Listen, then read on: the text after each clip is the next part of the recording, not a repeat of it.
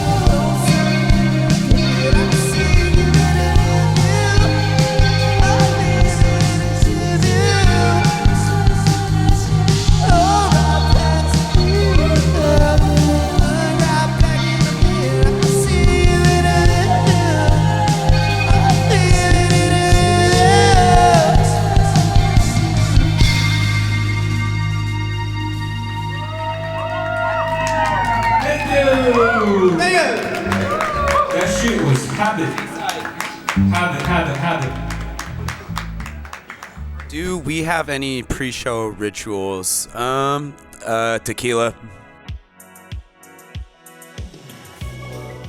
Sometimes we say a prayer, but not every time.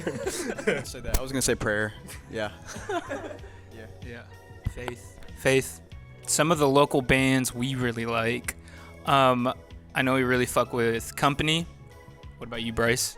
Checkbook. Lamb with 2 A's. Silvertooth. And Rylan Fisher. Macklemore. Wait, who's that? What's the next question? So what would I want to see change in the scene, both locally and just like in a meta perspective?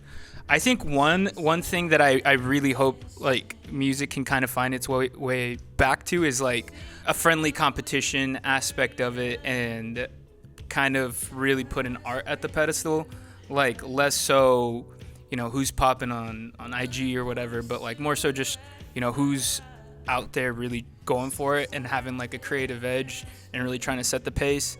I think that'd be really cool. And then from like a bigger perspective, I would say just like appreciating physical media as like music listeners. Like, let's step away a little bit from streaming and kind of go into that more kind of like vinyl CD route, because not only does that help the artist, but I think as like a consumer, you just appreciate the music a lot more. You're a lot more attentive to it. What about you guys?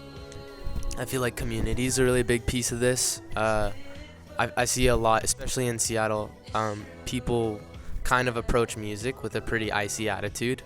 I feel like a lot of the art that's happening is really cool and pushing boundaries, but I don't think boundaries get pushed individually. I think, like Jose said, there's that competitive aspect, and I think if we kind of lean on each other a little more, or we engage with each other, we show up to each other's shows, we give each other positive energy, and like we take criticism humbly, I think that's a great way for the scene to step forward. More dancing at shows. Dance at shows. It's not that hard. I don't want to co-sign everybody to this, but I'll say what's on my mind. I wish like bands who are marketed as like bands of color aren't just like tokenized, or whatever group you ascribe yourself to be, or whatever like identity that you kind of closely relate to.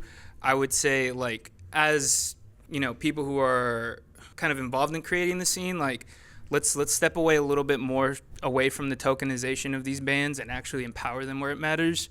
I don't know, like certain grants or, you know, shit to actually support these artists of color, or just like actual foundational changes. There's never really like anything done to kind of uplift these bands. So, you know, this goes for everyone in the scene, both like if you're helping curating a show, or, you know, you're, you know, going to see a show or whatever, however you participate in the music scene itself, like let's actually find a way to holistically empower these bands that are already kind of led by people who aren't typically leading bands. Yeah, I guess in Seattle, kind of, it's really easy to just be that token band, you know, so.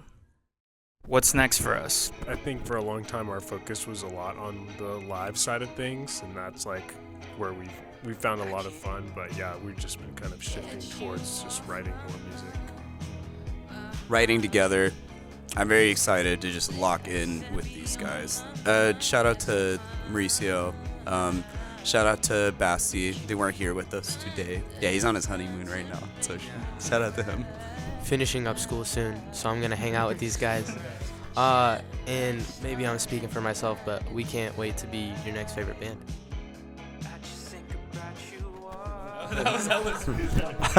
I like that. Yeah. The time, not just